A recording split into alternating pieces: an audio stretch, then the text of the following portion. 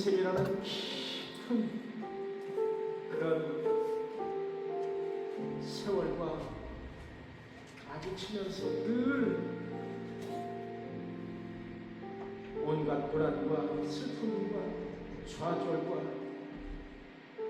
마음속에 깊은 힘듦을 느끼면서 그러면서 인생을 살아오고 있습니다. 그러나 우리가 표대로 가져야 될 것은 하나님의 사랑,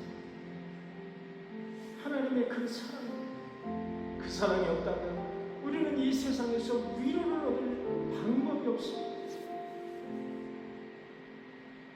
주님, 우리 마음속에 좌정하셔서 우리의 거친 인생 저 깊은 바다처럼 평온하게 하여 주시옵소서. 하나님의 깊고 넓은 사랑과 은혜를 맛보며 평안한 인생을 갈 수 있도록 주님께서 인도하여 주시옵소서. 예수님의 이름으로 기도하옵나이다. 아멘.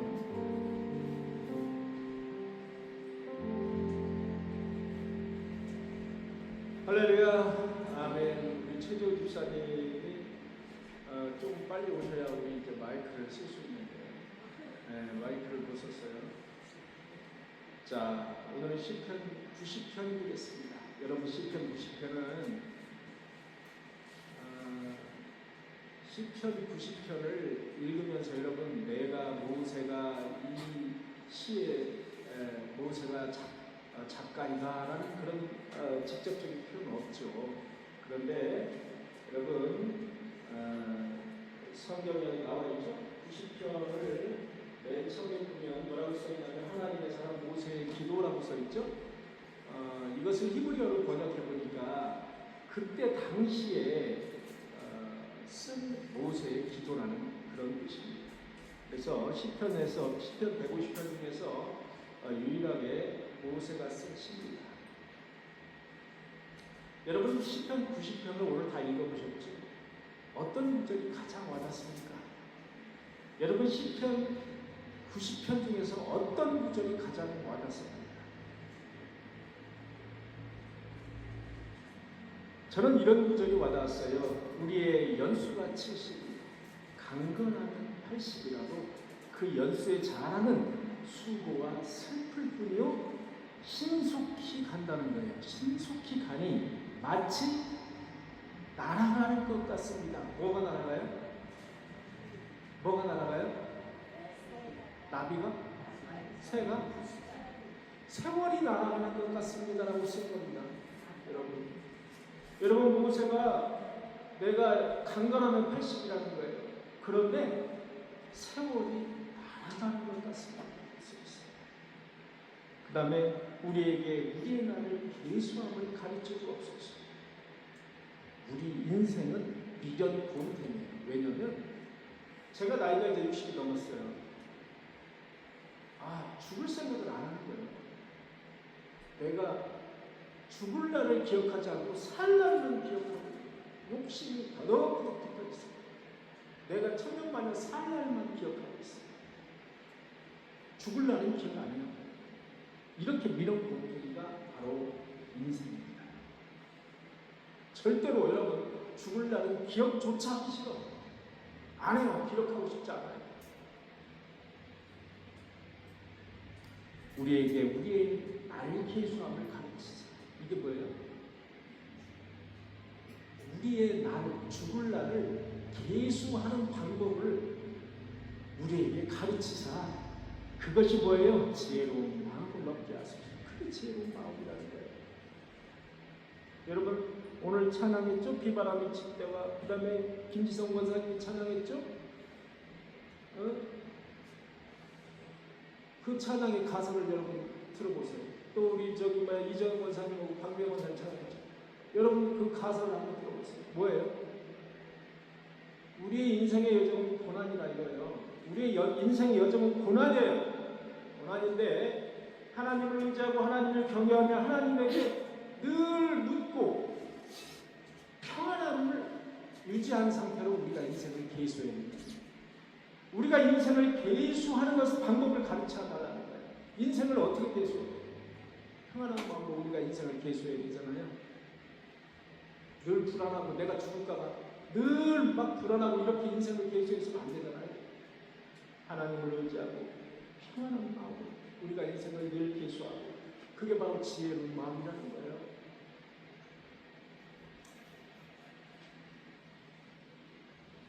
여러분, 인생은 결코 평탄대로의 여정만은 아닙니다. 저마다 무거운 짐을 짊어지고 험난한 고갯길을 오르고 또 오르는 그러한 길이 차라리 인생이다라고 표현하는데 적절합니다. 우리가 잊지 말할 것이 있어요. 닥쳐오는 고난과 슬픔을 즐거움과 기쁨으로 변환시키는 지혜가 필요하다. 누구에게나, 하나님을 믿는 자나 믿지 않는 자나 우리 인생 자체가 고난이라요. 인생 자체가. 여기 일 안 하고 삼시세끼 아주 편안하게 집에서 누워서 생활하시는 분 있으세요? 연세가 드셨으면 자녀들이 봉양하고 이러면 그건 가능합니다. 그러나 인생은 근본적으로 고난과 슬픔, 역경이 점철된 거라 이겁니다. 그걸 가르쳐주고 있어요. 그 슬픔으로 점철된, 고난으로 점철된 그 인생을 즐거움과 기쁨으로 변환시키는 지혜와 믿음을 가지고 있는 그 인생을 살았다면 그것은 성공한 인생이라는 거예요. 이제 평생을 그 누구보다도 고난과 함께 살았던 사람이 있어요. 그 사람은 누구도 무시할 수 없는 큰 업적을 이룬 성공적인 삶을 살았어요. 그 사람이 모세입니다. 모세의 고백을 통해서 이러한 지혜를 오늘 배우고자 합니다. 시편 90편입니다. 첫째, 모세는 하나님의 위로를 받는 사람입니다. 하나님의 위로를 받는 사람. 사랑하는 성도 여러분, 하나님의 위로를 받고 사십니까? 여러분은 하나님의 위로를 받고 사십니까? 인생은 순풍의 돛담배와 같이 그렇게 쉽게만 갈 수 있는 길이 아니라는 사실을 저와 여러분들은 인생을 살아가면 갈수록 느끼고 있지 않습니까? 이곳저곳에는 슬픔과 괴로움으로 가득 찬 음침한 골짜기가 우리 주변에서 부서지고 있다는 사실. 자신의 나이를 묻는 바로에게 대답하는 야곱의 그 대답을 보면 야곱은 이렇게 대답했습니다. 내 나그네의 길에 세월이 130입니다. 우리 조상의 나그네의 길에 미치지는 못합니다. 그러나 나는 험악한 세월을 보냈습니다. 130을 산 야곱의 대답이에요. 바로 왕에게 한 대답이 바로 나는 험악한 세월을 보냈습니다. 왜 하나님의 사람 야곱이 이렇게 험악한 세월을 보냈다고 할까요? 여러분, 세상은 험악하기 때문에 그렇습니다. 그의 인생은 참으로 이러한 고백이 나올 만한 그런 험난한 길이었습니다. 그는 어머니 뱃속에서부터 서로 먼저 나오기 위해서 쌍둥이 형 에서와 싸웠어요. 서로 먼저 나오기 위해서 쌍둥이 형 에서와 싸우고 있어요. 태어날 때에는 쌍둥이 형의 발꿈치를 잡고 나왔어요. 그만큼 그는 무서운 집착력을 가진 사람이었어요. 무슨 집착력? 먼저 나오기 위한 집착력. 그만큼 승부욕을 가진 사람이 야곱이라는 사람. 겉으로는 에서만큼 표현이 되지 않았어요. 성경에 보면은 아주 조용한 사람입니다. 야곱. 그러나 속은 안 그래요, 여러분. 속은. 에서보다도 훨씬 더 집착과 승부욕을 가진 사람이 바로 야곱. 그뿐 아닙니다. 형을 속여서 장자의 권리를 빼앗았어요. 아버지를 속여서 장자의 축복도 빼앗았어요. 외삼촌과 다퉈가면서 재산을 늘렸어요.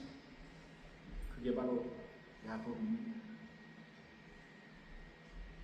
그러나 형과 아버지를 속일 만큼 자신도 괴로움을 당하면서 살았어요.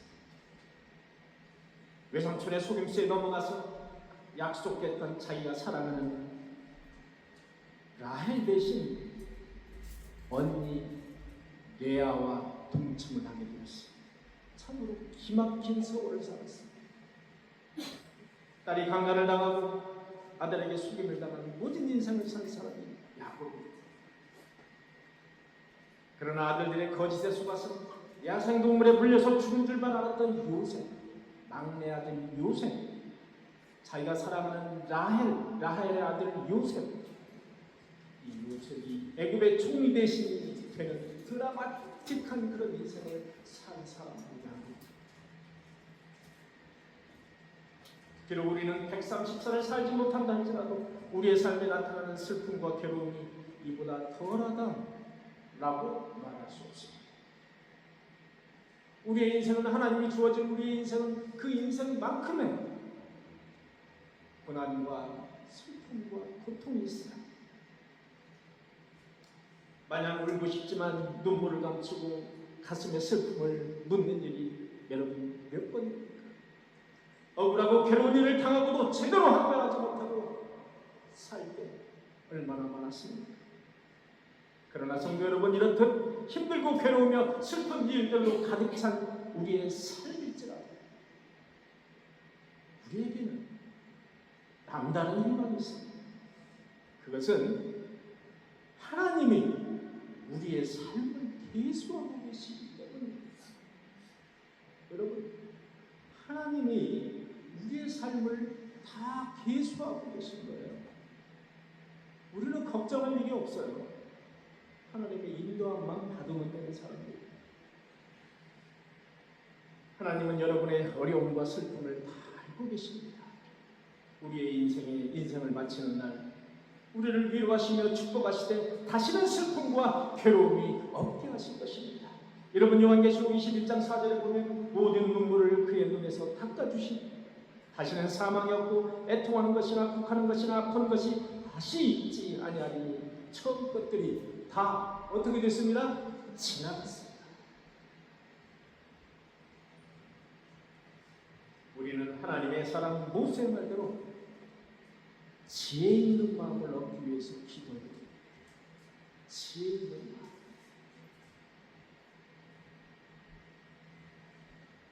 둘째는 믿음으로 역경을 극복해야 된다는 거예요. 믿음으로 역경을 극복해야 된다. 모세의 기도 속에는 믿음으로 역경을 극복하는 일이 너무나도 많이 나와 있어요. 여러분, 창세기를 읽어보면 하나님을 아는 자들이나 하나님을 알지 못하는 이방인들에게나 인생의 위험과 역경은 똑같이 찾아온다는 사실이에요. 그러나 이러한 위험과 역경을 극복하는 방법에 큰 차이가 있다는 거죠. 방법. 하나님을 알지 못하는 이방인들은 자신의 의지와 자신의 노력과 자신의 힘으로 이를 극복하려고 합니다.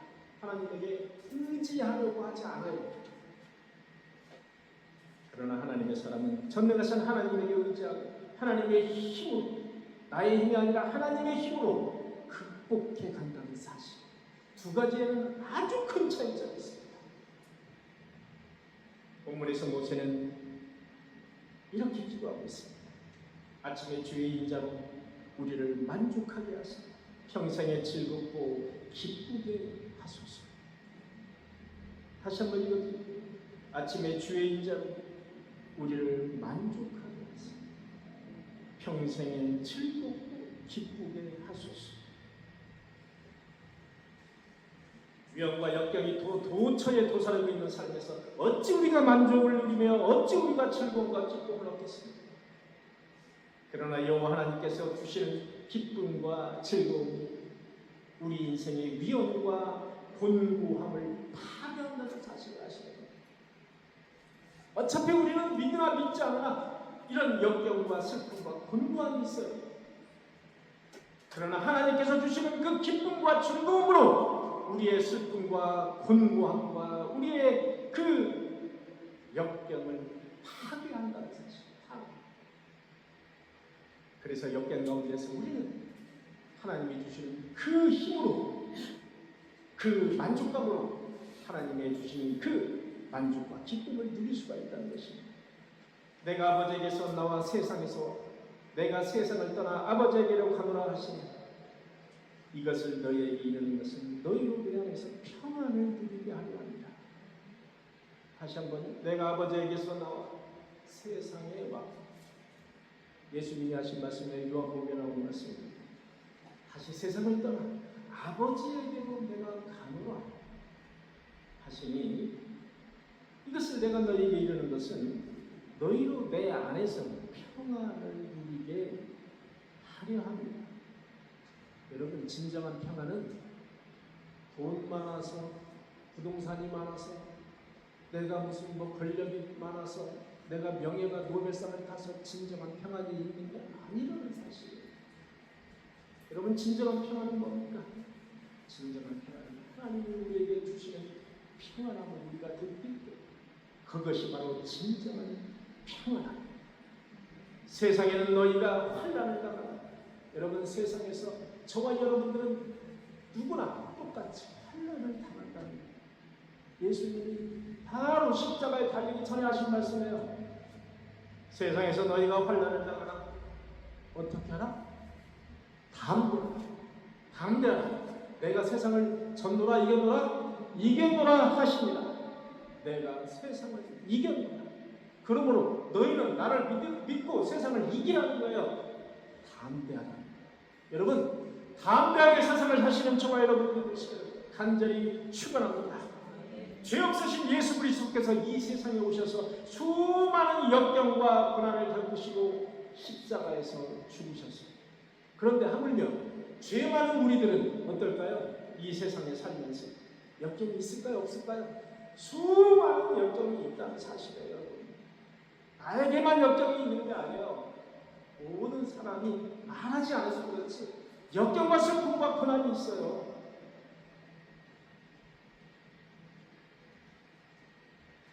역경과 고난을 피할 수 있기를 방 안에 앉아서 바라기만 하는 나약한 자가 아니라 하나님이 주시는 능력과 힘으로 극복해 나갈 때 그 사람이 바로 하나님이 아는 사람, 그 사람이 바로 하나님을 경외하는 사람, 그 사람이 바로 하나님을 믿는 사람이라고 할 수 있습니다.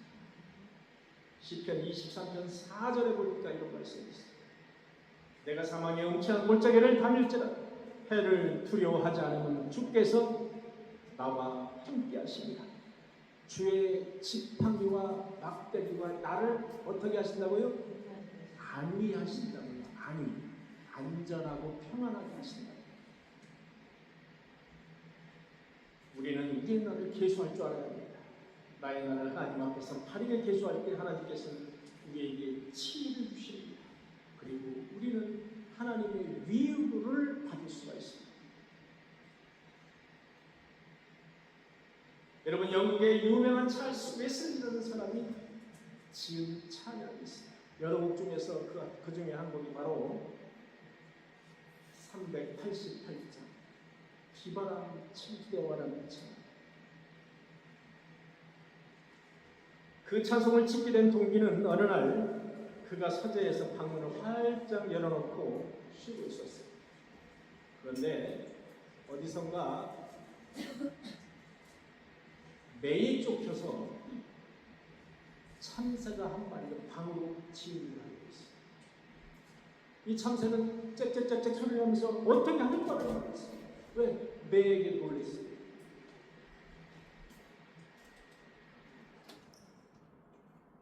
새는 공포를 떨며 방 안을 여러 바퀴 돌았어요. 그러더니 바로 찰스 웨슬리의 옷자락에 들어갔어요. 거기 쏙 들어가 버렸어요. 팔딱거리던 새는 잠시 후에 평안을 되찾았어요. 그는 어린 새를 쓰다듬으며 창밖에 다시 어린 새를 보냈어요. 그리고 나서 불현듯하게 떠오르는 노래, 그 노래를 시로 지었어요. 그게 바로 비바람 칠 때와 라는 찬송이 되었습니다. 비바람이 칠 때와 물결로 필 때 사랑 많은 우리 주 나를 품어주소서.